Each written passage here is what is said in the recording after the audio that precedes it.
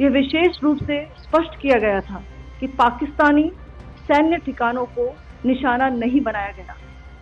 साथ ही दोहराया गया कि भारत में किसी भी सैन्य लक्ष्य पर हमले का उचित जवाब दिया जाएगा।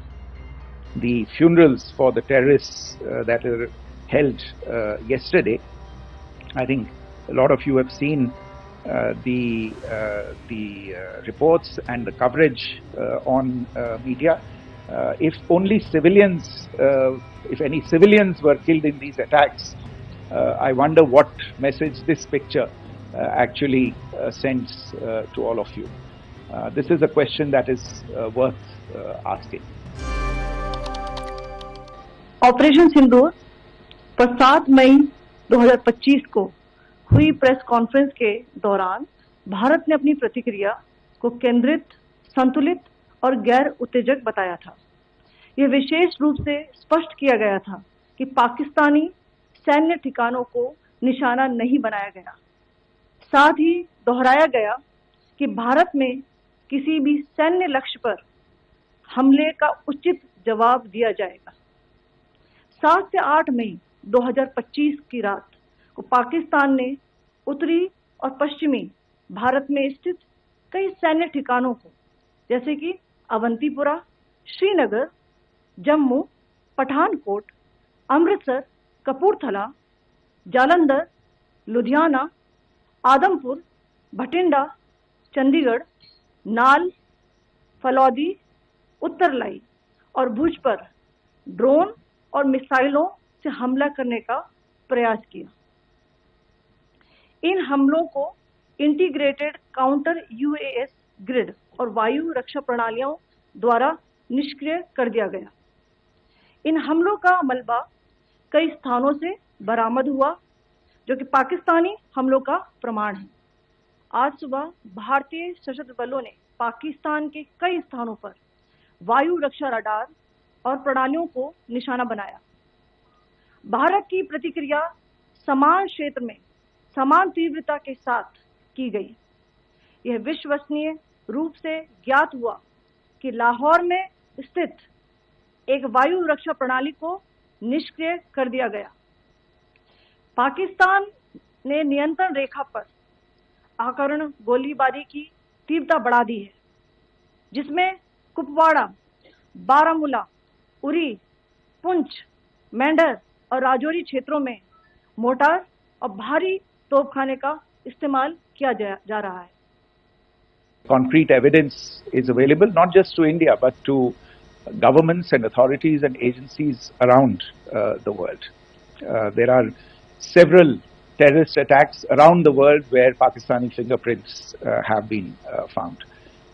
I don't need to belabor the point with regard to this audience about where Osama bin Laden was found and who called him a martyr.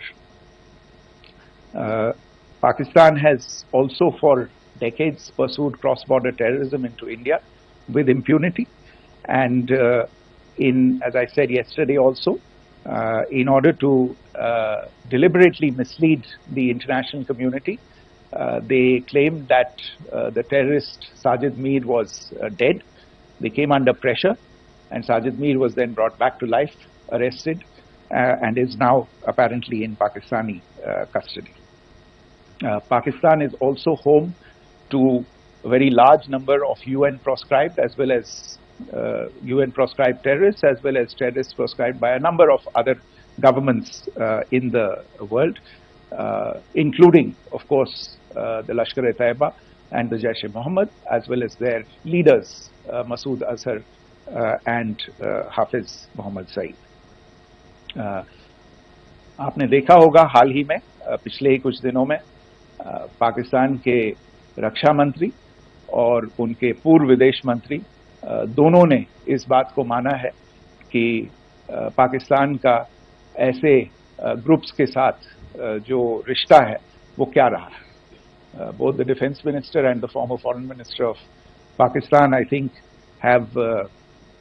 they've done a more eloquent job of this than I could ever do in terms of describing their country's implication in international terrorism and their involvement in housing these kinds of groups. दूसरा जो विषय है वो है पाकिस्तान का जो एक दावा है कि एक इंटरनेशनल impartial investigation होना चाहिए, एक joint investigative committee होनी चाहिए. These calls for jointly investigating this heinous and barbaric attack in Pahalgam. Again, I think you know the history well on this. You know the track record well, and it is not a bright track record insofar as Pakistan is concerned. In fact, in the pursuit of justice for the victims of multiple terrorist attacks, whether it be Mumbai in 2008, in Pathankot in 2016, or many others. But in particular for these two attacks, India had offered to cooperate. India provided forensic evidence and urged Pakistan to bring the perpetrators of these attacks to justice. We, in particular with regard to the Mumbai attacks of 2008, where a Pakistani Lashkar-e-Taiba terrorist was captured alive, India provided extensive information and evidence related to the involvement of Pakistani terrorists in this attack. Cases were registered, but you are all aware that these cases have not progressed despite the formation of judicial teams, etc. And Pakistan has consistently stonewalled all efforts to move the investigation along. In fact, with regard to the Pathankot attack as well, a joint investigative team was formed. We gave access, unprecedented access, I should say, to Pakistani team to the site of the attack. Details of call records data and DNA, etc. were shared with Pakistan. We had shared with them details related that we had been able to access to the addresses of terrorists. We presented evidence against the office bearers of Jaish-e-Mohammed who had conspired in the attack and the handlers of the terrorists who facilitated them and guided them in. But there has been no movement on this. So, in all of this, I think the experience has not been positive, and it certainly doesn't give us the confidence now to take at face value Pakistani assertions of wishing to participate in a joint investigation. These are just delaying tactics. These are just stonewalling tactics. And in fact, there is reason to believe that Pakistan uses the evidence that we provide only to cover its tracks and, in fact, defend the terrorists who we are looking for and obstruct the path of investigation. A third point that I wanted to address was the claim that only civilians were killed in the strikes on the 7th of May. We have made the point very clearly that all attacks on the morning of 7th May were against carefully selected terrorist infrastructure, terrorist targets. It is not clear to us, in fact, seeing some of the coverage of the after effects of these strikes, including the funerals for the terrorists that are held yesterday. I think a lot of you have seen the reports and the coverage on media. If only civilians, if any civilians were killed in these attacks, I wonder what message this picture actually sends to all of you. This is a question that is worth asking. It's also odd that the funerals of civilians are carried out with the coffins being draped in Pakistani flags and state honors being accorded. As far as we are concerned, the individuals eliminated at these facilities were terrorists. Giving terrorist state funerals may be a practice in Pakistan. Doesn't seem to make much sense to us. Pakistan has also claimed that India deliberately attacked religious sites. This is completely false again. I have made it clear that the targets were terrorist infrastructure, terrorist facilities, and locations connected clearly with incidents of cross-border terrorism into India.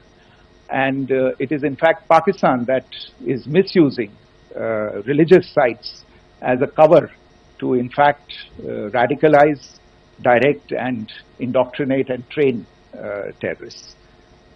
In fact, contrary to what Pakistan is claiming, yesterday Pakistan launched a targeted attack on the Sikh community in the state of Jammu and Kashmir, hitting Gurdwara in Poonch and the homes of Sikh community members which came under attack, and we know that at least 3 individuals were killed in that particular attack.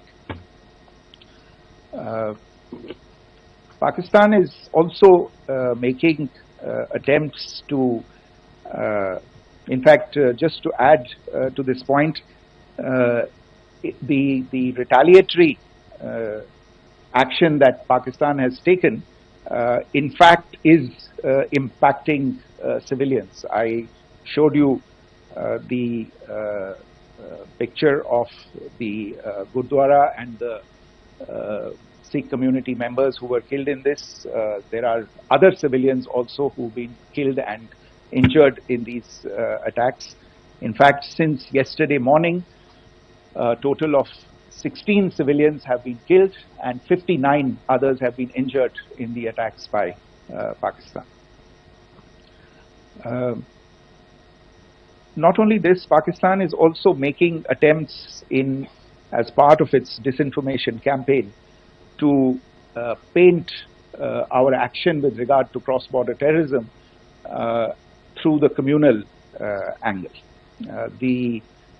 If that is the issue, then I think I can do no better than to cite or point you in the direction of the Pakistan Army Chief's speech of 16 April 2025. I think that is the last word in communal rhetoric. And in the Pahalgam attack itself, you are aware of the kind of religious profiling that was done there, and perhaps there is a linkage between these two events.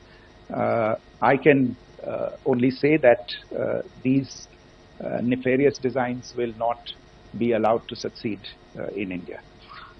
And it is to be noted that people from all faiths, all religions, all regions in India have unequivocally, not just in India but around the world, have condemned these attacks.